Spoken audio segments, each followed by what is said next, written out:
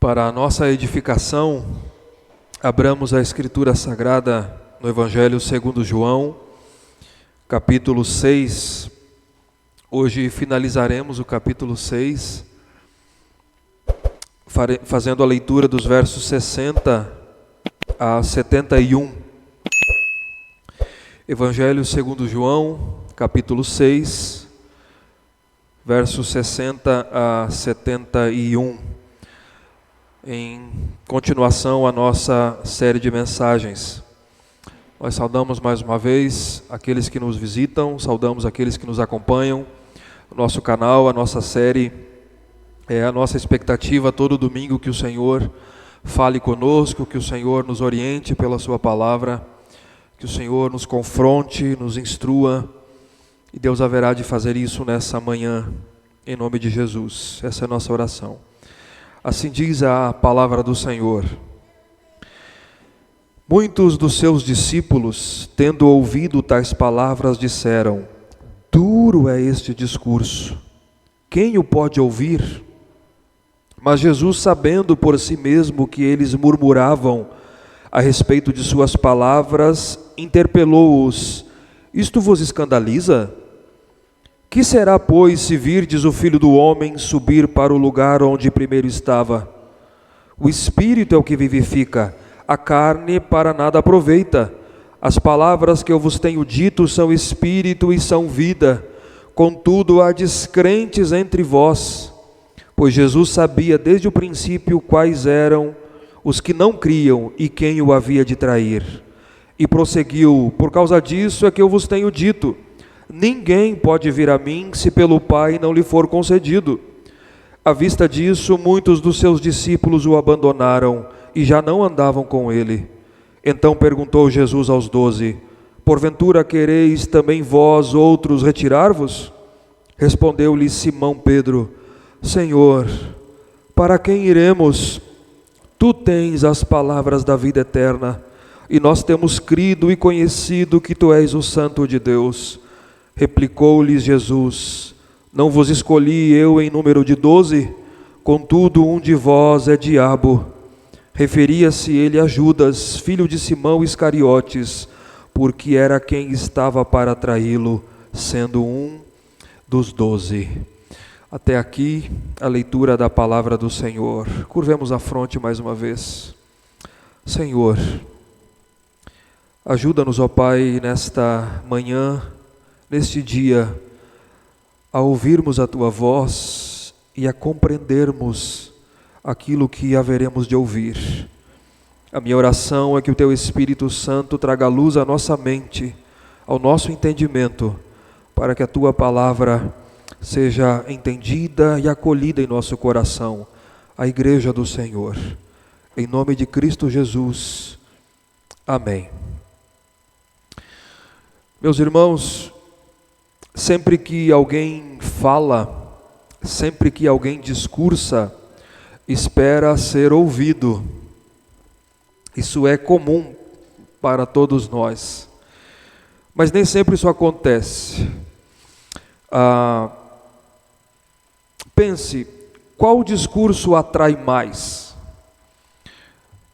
A verdade, a sinceridade ou aquilo que as pessoas gostariam de ouvir? O que atrai mais? Quais são as reações das pessoas ao ouvirem a verdade? Qualquer um de nós comunicando a verdade, ou de maneira mais aplicativa, o que você prefere ouvir? A verdade, a palavra de Deus como ela é, ou aquilo que talvez naquele momento lhe agrada mais? Essa é uma pergunta que nós precisamos fazer. Isso nos ajuda a Escritura, a lermos a Escritura de maneira correta.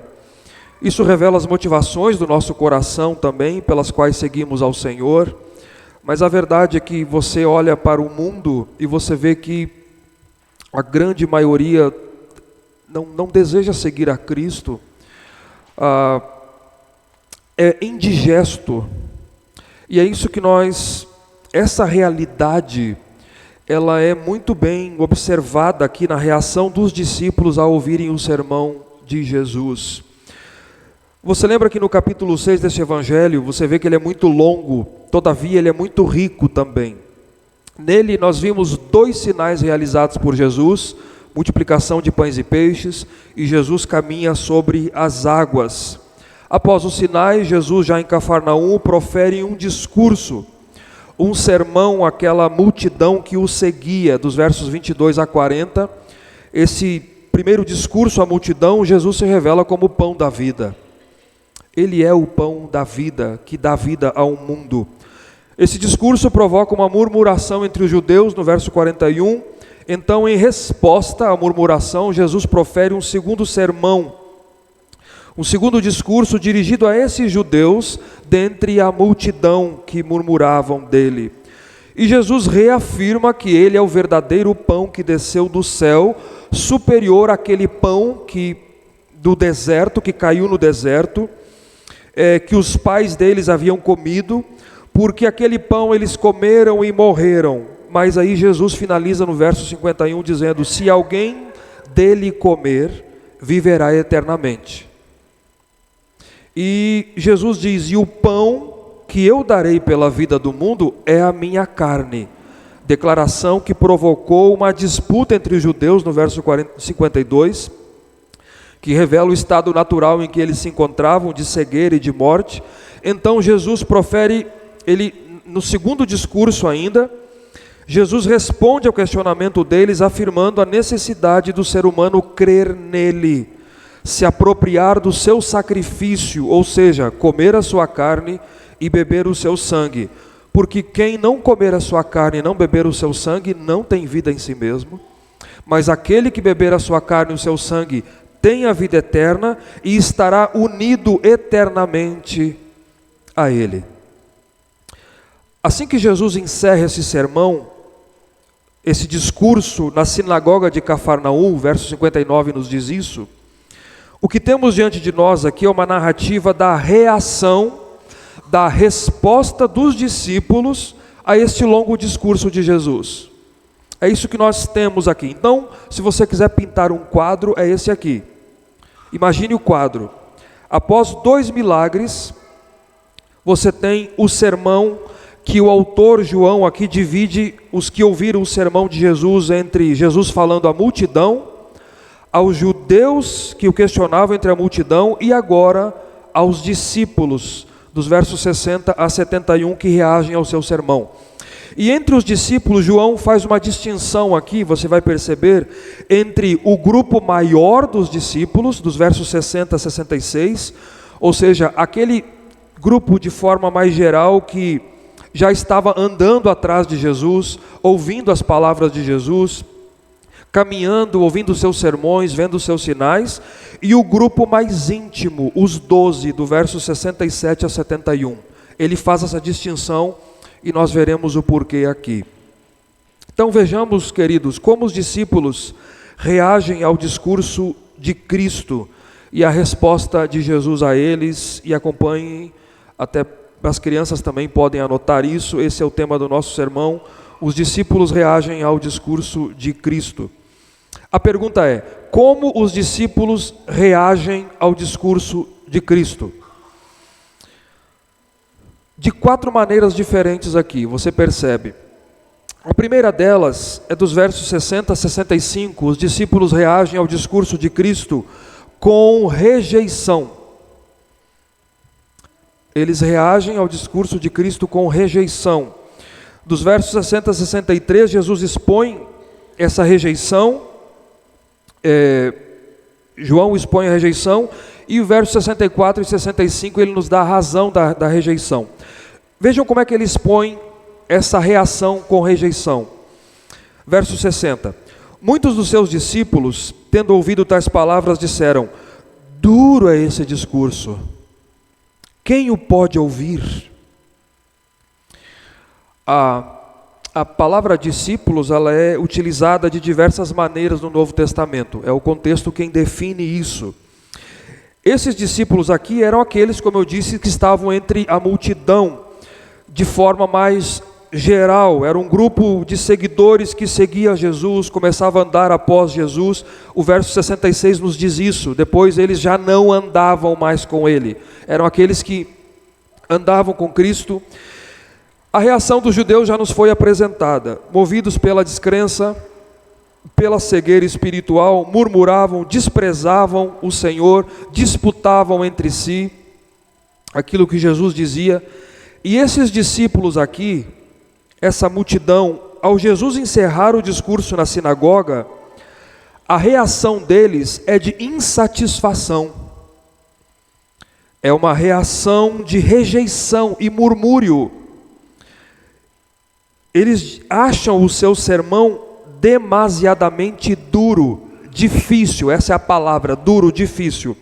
Duro é esse discurso, dura é essa palavra, mas o sentido aqui, irmãos, de duro é o discurso de Jesus, não é simplesmente no sentido de duro de compreender, é duro no sentido de aceitar, de engolir, de receber, é nesse sentido. Eles estão acompanhando Jesus, seguem Jesus onde Jesus vai, veem os sinais, se alegram com os sinais, se alimentam com pão e com peixe, mas quando Jesus profere um daqueles sermões que revela o estado natural do homem, que ele se encontra de morte, quando Jesus chama ao arrependimento e à fé no seu sacrifício, quando Jesus diz que eles precisam se voltar a Ele, se unirem a Ele, do contrário não haveria salvação, haveria condenação, que Ele é o único meio de salvação. Quando Jesus diz que Ele é maior que Moisés e que Ele é o pão que desceu do céu, diferente daquele pão que eles haviam comido no deserto e morreram, Jesus disse: jamais vocês vão morrer se vocês se alimentarem de mim. Ou da necessidade de se alimentar dele, de comer a sua carne, beber o seu sangue, do contrário viveriam, que ninguém pode vir a ele se o Pai não trouxer. Assim que Jesus encerra o discurso, o coração deles não acolhe aquilo, rejeitam, eles não gostam do que ouvem, não faz bem, e é por isso que dizem: é duro, e eles murmuram. É uma palavra de Cristo indigesta. Eles não podem suportar, eles dizem: quem pode ouvir essa mensagem? Indigesto, coração se perturba, duro é esse discurso. Talvez, irmãos, você já tenha sentido isso um dia. Eu já senti isso um dia. Uma primeira vez eu entrei em uma igreja e aquilo foi indigesto. Criado no espiritismo, aquilo desceu grosso na garganta, porque confrontava-me diretamente. Irmãos, a mensagem do Evangelho é clara, e Jesus está pregando ela. Só há boa notícia, porque existe uma má notícia. É verdade, quem gosta de ouvir que nasceu em pecado? Quem gosta de ouvir que não é bom em si mesmo, mas que é um pecador e que é um transgressor da lei de Deus, e que necessita de perdão dos seus pecados para poder entrar no novo céu, na nova terra? Quem gosta de ouvir que, independentemente das suas obras, daquilo que você e eu fazemos, Deus não aceita para a salvação, não conta para a salvação? Quando o homem é confrontado pelo Evangelho, ele não gosta, e aí talvez aconteça o que Paulo, nós lemos em Timóteo, ele sai em busca de ouvir outros mestres, aquilo que lhe dá coceira nos ouvidos, satisfaz a sua vontade. Mas a palavra de Cristo aqui, irmãos, a eles nunca foi direcionada com o fim de agradá-los, mas eram palavras de vida. Eram palavras que transformariam a vida do pecador que as ouvisse e as acolhesse no coração. Mas eles não queriam segui-lo verdadeiramente. Eles queriam pão, eles queriam peixe, eles queriam sinais, e não para aquilo que o sinal apontava, quer um compromisso com o verdadeiro pão que desceu do céu. Então eles ficam insatisfeitos, o sermão está indigesto, não é palatável, e eles murmuram de suas palavras e se escandalizam. E Jesus diz no verso 61, mas Jesus, sabendo por si mesmo que eles murmuravam a respeito das suas palavras, interpelou-os: isso vos escandaliza? Essa é a atitude natural. Aqui nós veremos, são falsos discípulos. Essa é a atitude natural de rejeição, não acolher a palavra no coração, ela não agrada, eles não gostam daquilo que ouvem e por isso murmuram. João Calvino, comentando esse texto, diz: não foi a dureza do sermão o problema, mas é a dureza do coração. É a dureza do coração. Só que não há cristianismo sem arrependimento. Não há cristianismo sem verdadeira entrega a Cristo, pessoal, a Jesus Cristo. Portanto, é essa palavra que Jesus veio trazer. Arrependei-vos. O cristianismo requer isso. A vida cristã consiste nisso, que se creia que Jesus é quem Ele diz ser, e que se assuma um compromisso real com Ele e com a sua palavra. Eu e você não temos uma terceira opção. Não há como ficar em cima do muro, por isso Jesus tem que vir e tem que dizer isso. E Jesus diz: isso escandaliza vocês? Essas minhas palavras escandalizam vocês? A palavra escandalizar aqui é a ideia de uma armadilha. O sentido de colocar uma armadilha. Sabe aquela vareta que você coloca como um alçapão? Eu acho que o nome é esse, não recordo. Para pegar passarinho. Arapuca, obrigado, arapuca. Essa é a palavra utilizada aqui. Com o fim de vocês tropeçarem, vocês se escandalizam com isso, deixa vocês perturbados. Aí Jesus diz, verso 62, que será, pois, se virdes o Filho do Homem subir para o lugar onde primeiro estava? Se essas minhas palavras escandalizam vocês, se vocês não conseguem aceitar as minhas palavras, o que vai acontecer quando vocês me virem subir para o lugar onde eu primeiro estava? Ele está se referindo à sua ascensão. A sua ascensão. Se escandalizarão ainda mais. O que dirão quando me virem subir ao céu? Era o lugar onde eu primeiro estava. Eu estava lá, eu subirei para lá. E Jesus explica no verso 63 a eles o seu sermão. Então, o que ele estava dizendo? O Espírito é o que vivifica, a carne para nada aproveita. As palavras que eu tenho dito a vocês são Espírito e vida. O que eu afirmo a vocês não é para vocês entenderem de modo literal, comer a minha carne e beber o meu sangue. Eu estou me referindo a mim mesmo. A carne para nada aproveita. São palavras espirituais. Receber e se apropriar da minha obra, do meu sacrifício substitutivo pela fé. É isso que é vida a vocês.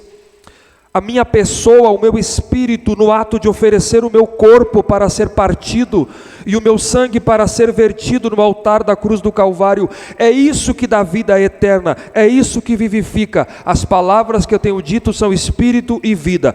Quando recebidas pela fé, elas se tornam instrumentos de vida, de salvação a vocês. Jesus queria que eles entendessem o verdadeiro sentido do seu ensinamento. Não era físico, mas que crescem nele, então eles teriam a vida eterna. É o que é apresentado aqui, irmãos. São pessoas que estão acompanhando Jesus, ouvem sua palavra, mas não gostam do que ouvem. É duro, é indigesto, eles rejeitam. Cristo não é suficiente, entendem que precisam satisfazer as suas almas em outras coisas. E Jesus explica a razão dessa rejeição no verso 64 e 65. A primeira razão é a incredulidade, a descrença. Vejam aí. Contudo, que é uma conjunção, mas as minhas palavras são espírito e vida, mas há descrente entre vocês.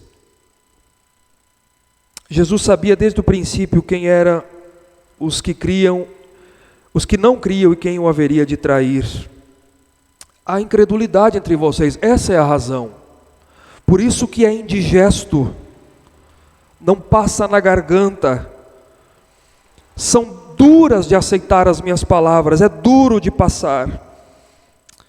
E João acrescenta uma nota aqui, o narrador, porque Jesus sabia desde o princípio quem cria e quem haveria de trair. Jesus é Deus, desde o início ele sabia tudo, ele sabia quem cria, ele sabia quem não cria, quem o seguia por outras razões, quem o seguia pelo pão que perece. Jesus sabia de tudo, e esses discípulos, mesmo acompanhando, não criam nele, e Jesus os expõe a descrentes entre vocês. Eu queria chamar a atenção nossa aqui nessa manhã pelo seguinte: Jesus não abrandou a sua mensagem, vocês perceberam isso? Ele não amenizou. Primeiro, ele sempre sabe de tudo. Cristo conhece a nossa vida por completo. Irmão, Jesus conhece tudo em você, Jesus conhece as motivações mais profundas do seu coração. Ele sabe de tudo, Ele contempla tudo, Ele sonda tudo, aquilo que nós fazemos e as razões pelas quais nós fazemos o que fazemos. Ele sabe de tudo. Na multidão, Jesus sabia exatamente o porquê aquilo era duro para algumas pessoas. Segundo, quando você for pregar a mensagem do Evangelho, não negocie o seu conteúdo. Não negocie a mensagem. Não importa as consequências, não negocie. Seja como Jesus, seja manso, seja mansa, respeitosa, respeitoso, mas não negocie a mensagem. Não negocie com o fim de atrair. Porque as pessoas rejeitam ou irão rejeitar. Você não pode estar disposto a mudar a mensagem por isso. Jesus não o fez, eu e você também não devemos fazer. Quem precisa de mudança somos nós. Quem precisa de mudança é o pecador, nunca a mensagem. Nunca a mensagem. Mas não somente a incredulidade. Embora a incredulidade deixe o pecador indesculpável diante de Deus, ela é esperada daqueles que estão mortos nos seus delitos e pecados, porque em segundo lugar, a segunda razão, o que Jesus vai dizer no verso 65, é que a fé é um dom de Deus. Vejam aí, e prosseguiu. Então, há descrente entre vocês, verso 64, Jesus sabia desde o princípio quais eram os que não criam, e prosseguiu, por causa disso é que eu vos tenho dito, ninguém pode vir a mim se pelo Pai não lhe for concedido. É porque a fé é um dom de Deus. É por causa disso que eu tenho dito a vocês, que ninguém poderá vir a mim se pelo Pai não lhe for concedido. Vocês rejeitam o meu discurso, ele é duro, difícil de engolir, porque há descrentes entre vocês, mas é porque eu já disse a vocês que ninguém pode vir a mim se o Pai que me enviou não arrastar, se ele não puxar, se ele não trouxer. Aqui mais uma vez você vê a soberania de Deus e a responsabilidade humana. Eles são chamados a crer, eles são responsabilizados porque não creem em Jesus, por rejeitarem a sua palavra, o seu sermão, por murmurarem. Concomitantemente a isso, Jesus diz, a fé é um dom de Deus. Então essa é a primeira reação dos discípulos. Como os discípulos reagem ao seu discurso? Com rejeição. É dura a palavra, é indigesta. E em segundo lugar, como consequência, os discípulos reagem ao discurso de Cristo, verso 66, com abandono, com apostasia. Vejam comigo aí. À vista disso, por causa disso, muitos dos seus discípulos o abandonaram e já não andavam com ele. Como resultado do que Jesus afirmou, há descrentes entre vocês, muitos o abandonam. Ou seja, A palavra, o sermão de Jesus, o seu discurso não produziu crescimento, mas esvaziamento das fileiras. Esvaziamento das fileiras. Foi uma debandada, irmãos. Uma debandada. Eles já não andavam mais com ele, retornaram para suas casas, eles seguiam por outras razões, é claro. Retornaram para suas casas, seus afazeres, voltaram a viver como antes, voltaram a pensar como antes, voltaram a crer nos seus deuses, ouvir os seus próprios deuses.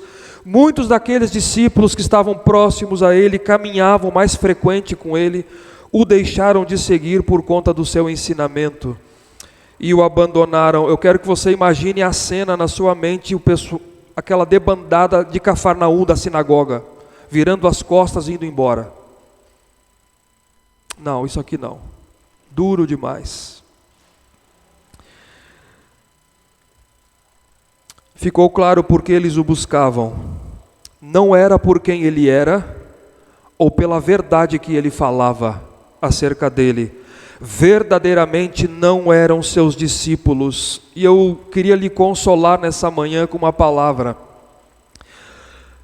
Quem está sendo rejeitado aqui e abandonado é Jesus Cristo. É Jesus Cristo. Então eu queria aplicar algumas coisas a nós aqui, irmãos. Você e eu, pense em você pregando o Evangelho onde você está, onde Deus lhe levou, você ensinando a palavra de Deus. Você e eu não somos maiores do que o nosso Senhor. Você e eu não somos melhores do que o nosso Senhor. Nem pregamos melhor do que Ele. Não tem um pastor nesse mundo que prega melhor que Jesus. Você pode anunciar e as pessoas não querer ouvir você onde Deus colocou você. Virarem as costas. Não se entristeça com isso. Eu sei que eu estou pedindo algo duro, mas eu sei que a gente fica. Mas não deixe isso consumir o seu coração. Não deixe. Nós não somos melhores do que o nosso Senhor. Segundo, assim como Jesus, também nós não podemos negociar ou mudar a verdade e a mensagem para atrair pessoas. Não mude o conteúdo da mensagem do Evangelho, com o fim de agradar ou com o fim de atrair. Não faça isso, nunca. Essa é uma segunda verdade. Prefira a verdade, seja fiel à verdade, à mensagem e a Deus. Você pode cometer deslizes, e nós cometemos deslizes, mas esse deve ser o seu norte. Terceiro, acolha a verdade em seu coração, assim como ela foi dita por Jesus. Acolha a verdade assim como ela é, mesmo que lhe confronte. Eu queria dizer isso aqui porque é gravado e pessoas podem muitos têm nos assistido. Não deve ser o que você pensa, mas deve ser o que Deus diz. Acolha aquilo que é o que Deus diz, e não aquilo que você e eu pensamos. Se você tiver que abrir mão de concepções antigas, abra. Se você tiver que mudar por percepção antiga, concepções antigas que você sempre teve e cresceu aprendendo, abra. Se a palavra de Cristo está mostrando a verdade para você, abra mão de concepções, mude a sua maneira de ver e de perceber as coisas, porque é Deus falando com você. Jesus disse: as minhas palavras são espírito e vida para vocês. Se tiver que mudar, mude, porque se você não fizer, você seguirá um tempo e logo retornará ao mundo em apostasia, como é o caso de Judas Iscariotes, que representa a quarta reação nesse discurso. Nós já veremos ela. Primeiro tem uma antes dessa ainda. Já veremos a última reação a esse discurso. Porque agora, por causa desse abandono, dessa apostasia, Jesus se volta ao grupo mais próximo, aos 12, do verso 67 a 71. E se até agora, irmãos, aqueles discípulos, de forma geral, reagem com rejeição e com abandono ou apostasia, a terceira reação é a dos 12. Eles reagem com verdadeira confissão, fiel confissão. Veja comigo os versos 67 a 69 em terceiro lugar. Então perguntou Jesus aos 12, agora ele se vira para os 12, aquele grupo mais íntimo, aquele grupo mais achegado, mais próximo dele. Porventura quereis também vós outros retirar-vos? Essa é a primeira vez que nós lemos em João que os apóstolos são chamados de os 12. É a primeira vez. E Jesus pergunta a eles: será que vocês também querem se retirar?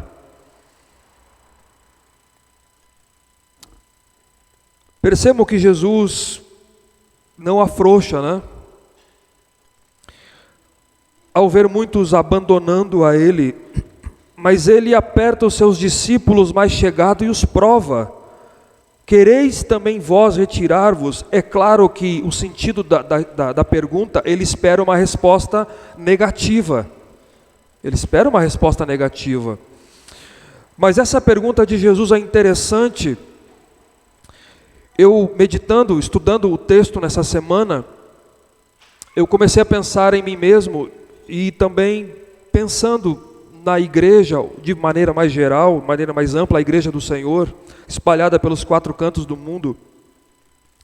Talvez em nossos dias muitos começariam a repensar o seu ministério pela debandada, o abandono, ou tentados a mudar o conteúdo da pregação. Talvez diriam: o que vocês desejam que eu pregue? Qual sermão vocês desejariam que eu anunciasse aqui então? Abriria oportunidades para temas talvez que não sejam, que não confronte muito. Mas Jesus pergunta ao grupo mais íntimo: será que vocês também querem se retirar? Qual será a reação, irmãos, deles, a resposta deles diante daquela cena? Imaginem a cena em Cafarnaum, na sinagoga, daquele grupo maior, mais geral, não suporta, rejeita, abandona, e Jesus pergunta a eles. A resposta de Pedro pelo grupo atinge exatamente o alvo de João ao registrar este evangelho. Vocês lembram o alvo de João? Para que creais que Jesus é o Cristo, o Filho de Deus, e para que crendo tenhais vida no seu nome.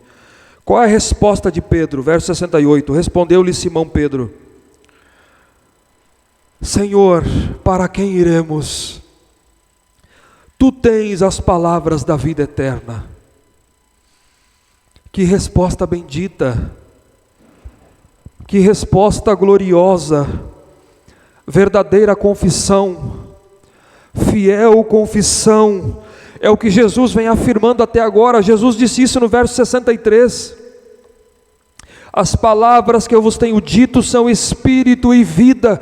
E Pedro diz: para onde iremos, Senhor? Tu tens as palavras da vida. Ele está no plural aqui, para quem iremos, porque ele age como porta-voz dos 12. Por isso que está no plural. Para onde ir? Em quem podemos, Senhor, encontrar palavras de vida como estas? Quem mais pode satisfazer os anseios da alma do homem e garantir vida eterna? Ninguém mais. Tu és suficiente, tu tens as palavras de vida eterna. Para onde nós iremos? Não importa quem lhe abandone. Porque, verso 69, nós temos crido e conhecido que tu és o Santo de Deus. Aqui eu queria chatear vocês mais uma vez um pouquinho com o texto original. E rapidamente, esse tempo está no perfeito, que é muito peculiar na língua grega e que talvez não encontre correspondência bem exata na nossa língua. Mas eu vou explicar. Expressa uma ação, expressa um estado atual agora, que é resultado geralmente de algo que foi feito no passado. Assim, a Bíblia diz, por exemplo, o amor de Deus foi derramado em nosso coração pelo Espírito Santo que nos foi dado. Ou seja, ele aconteceu no passado, foi derramado, e como resultado desse derramamento, ele continua hoje derramado em nosso coração. A ideia parece ser essa, quando Pedro diz: já temos crido e conhecido que tu és o Santo de Deus, começamos a crer e continuamos crendo. Essa é a ideia. Nós começamos a crer e continuamos crendo, começamos a conhecer e continuamos convencidos dessa verdade, reconhecendo essa verdade. Que verdade? Que tu és o Santo de Deus, que tu és o Messias, que tu és o ungido, que tu és o Cristo, que tu és o enviado por Deus, que tu és o Salvador do mundo. Para onde iremos nós? Mas se você lembra da liturgia, quando Jesus pergunta em Mateus 16, quem as pessoas dizem que eu sou? Alguns dizem que tu és João Batista, outros dizem que tu és Elias, ou Jeremias, ou outro profeta. E Jesus pergunta: e vocês? Quem dizem que eu sou? Pedro diz: tu és o Cristo, o Filho do Deus vivo. Aí Jesus diz: bem-aventurado és tu, Simão Barjonas, porque não foi carne ou sangue quem te revelaram, mas foi o meu Pai quem estás nos céus. Foi Ele quem te revelou isso. Você professa isso porque foi revelado a você. Por isso eles reagem com verdadeira confissão. Sabe o que isso significa? Significa receber a mensagem assim como ela foi entregue e confessá-la. Receber a mensagem assim como ela foi entregue e confessá-la. Você consegue confessar essa verdade hoje, como Pedro e os apóstolos? Essa confissão, meus irmãos, é a confissão mais importante da sua vida. É por isso que quando você é recebido como membro na igreja presbiteriana, você o faz publicamente, porque é o momento mais importante da sua vida. Você está diante da igreja reconhecendo: sim, eu creio, sim, eu creio, sim, eu creio.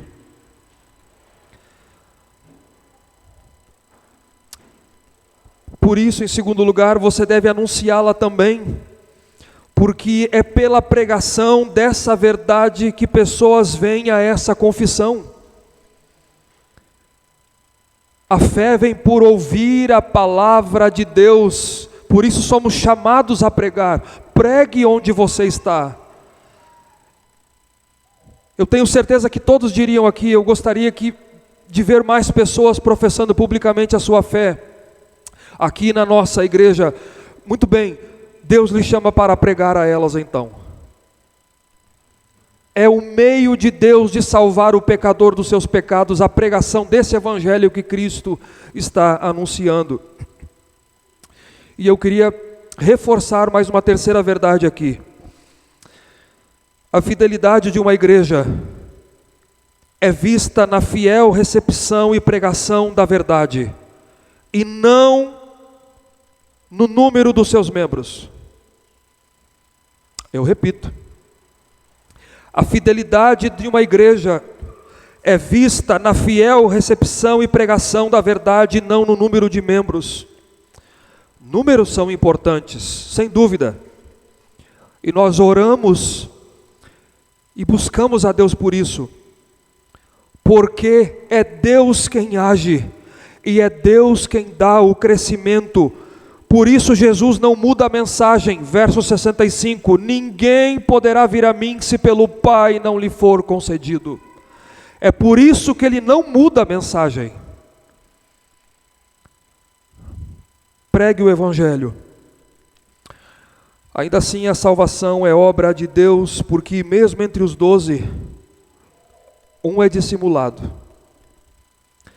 Mesmo com acesso direto às palavras de Cristo, Se não houver recepção no coração, você seguirá um tempo e logo retornará ao mundo, como é o caso de Judas Iscariotes, que representa a quarta reação. Como os discípulos reagem ao discurso de Cristo? Primeiro, com rejeição. Segundo, com abandono, apostasia. Terceiro, com verdadeira confissão. E por último, com traição. Versos 70 e 71. Porque após Jesus ver a multidão o abandonando e ouvir a confissão dos demais apóstolos, Jesus diz, verso 70, replicou-lhes Jesus, não vos escolhi eu em número de 12? Contudo, um de vós é diabo. Meu Deus, que palavra dura. E aí João, anos depois, registrando o seu evangelho, acrescenta uma nota explicativa no verso 71. Referia-se ele a Judas, o filho de Simão, o Iscariotes, não o outro Judas do colégio apostólico, porque tem outro, mas é o Iscariotes, porque era quem estava para traí-lo, sendo um dos 12. Judas contava entre os 12 chamados por Jesus, e João acrescenta aqui, sendo um dos 12, porque primeiro Jesus disse, não escolhi 12 entre vocês, e também provavelmente João quer destacar aqui que pelo grande privilégio que ele recebeu, o seu pecado é muito grave, é o mais grave, é um abandono quieto, é um abandono dissimulado. Não vos escolhi em número de 12 para serem próximos a mim, contudo um de vós é diabo, irá traí-lo. O termo diabo é diabolos, que significa caluniador ou acusador. Ao explicar isso, irmãos, em nota, o que João quer apontar para nós? Veja isso. Primeiro, João aponta para a divindade de Jesus. Jesus é Deus desde toda a eternidade. Ele conhece todas as coisas, Ele conhece todas as pessoas. Jesus conhece todos os acontecimentos antecipadamente, porque fazem parte dos seus decretos eternos. Ele sabe quem é Judas. Ele sabe, ele disse antes, ele conhecia quem não cria e quem o haveria de trair. Mas segundo, perceba que essa traição ocorrerá daqui a um ano. Daqui a um ano. E Judas, nesse momento, está ouvindo todas as palavras de Jesus, os discursos de Jesus, vendo os sinais de Jesus. Eles foram enviados, serão enviados. E Jesus os envia e ele opera milagres também, mas era um joio. O que eu estou dizendo é que nesse momento a traição ela é dissimulada. Ele, assim como os outros, não aceita as palavras de Cristo, ele não acolhe no coração, isso muda, a sua expectativa é outra. Ele não a recebe, então ele trai Jesus por 30 moedas de prata, que era o preço de um escravo da época. A única vez que você vai ler no Novo Testamento que Satanás entrou em alguém, o texto diz, na noite que Jesus foi traído, que Satanás entrou em Judas, e ele foi entregar, ele foi trair Jesus por 30 moedas de prata. Aqui, nesse momento, é uma traição escondida. É claro, ele cumpre os propósitos de Deus, mas ele age como instrumento do diabo. É perceptível nesse fato. Enquanto muitos abandonaram a Jesus, quando não puderam suportar as suas palavras, engolir as suas palavras, Judas permaneceu com Jesus por mais um ano, dissimuladamente, como se concordasse com Jesus em todas as coisas. E Jesus diz, eu não escolhi vocês em número de 12, um dentre vocês é diabo. Ele sabia que a confissão de Pedro não representava o coração de todos, dos 12, havia uma exceção. Havia uma exceção. Entre eles havia um descrente. Entre eles havia alguém que nunca creu, alguém que nunca professou crer, mesmo ouvindo a Cristo. Então, quando você olha a estrutura da narrativa, você percebe na estrutura da narrativa dois grandes abandonos: os discípulos em geral e um dos 12. E eu queria encerrar, meus irmãos, esse sermão com algumas aplicações rápidas. Sempre que alguém discursa, espera ser ouvido. Nem sempre isso acontece. Qual discurso atrai mais? Quais são as reações das pessoas ao ouvirem a palavra da verdade? Nós aprendemos hoje como os discípulos reagiram ao discurso de Cristo, com 4 reações: com rejeição ou incredulidade, com abandono, com traição e com verdadeira confissão. Essas foram as reações. A maioria não quer a Cristo, não quer ouvir a sua palavra. Muitos continuarão rejeitando a Cristo, a sua mensagem, com descrença e incredulidade. Se alguém, porventura, que me ouve, está endurecido no seu coração, ouvindo a palavra de Cristo e não crê, este é responsável diante de Deus. Você está ouvindo a mensagem de Cristo. Se você não crer, Deus lhe responsabilizará. Se você rejeitá-la, é culpa sua em seu coração, e a consequência natural será o abandono, e o caminho natural é o caminho de morte, porque são palavras de vida, de espírito e vida. Mas se você crer, se você as receber em sua mensagem como ela é, já aqui você tem perdão de pecados e vida eterna, garantidos já aqui. Se você crer. Ao crente, o descrente irá recusar, irá. É duro demais aos seus olhos, é difícil demais aos seus ouvidos, mas o que não pode acontecer, meus irmãos, é o crente recusar, o cristão recusar, é o cristão rejeitar a mensagem ao ouvi-la. Em que sentido? Não render-se a ela. Renda-se à mensagem. Renda-se à mensagem ao ouvi-la. Se fostes confrontado por ela, renda-se a ela. Se preciso mudar, mude. Se for necessário abrir mão de antigas concepções e conceitos, abra. Porque você não foi chamada para viver como um descrente, mas como um crente em Jesus Cristo. E por último, aqui uma palavra para talvez pastores que estão me assistindo, e também para a igreja de uma maneira geral, porque todos nós somos testemunhas de Cristo. A fidelidade da igreja é vista na fiel pregação e não na quantidade de pessoas. Nós buscamos e oramos por isso, mas não deixe isso lhe consumir. Meu amigo, pastor, obreiro, não deixe com que isso lhe consuma. Porque não é o seu alvo principal é a glória de Deus.